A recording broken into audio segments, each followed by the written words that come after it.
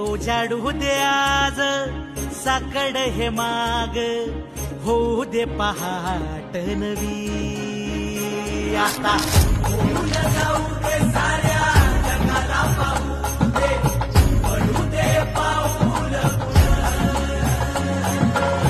सरी काट पाया खाली सापड्याला येऊ दे, पडू दे पाऊल. मोठी लढाई र लढू मातीसाठी र गड्या, मनगटाचं जोर लावून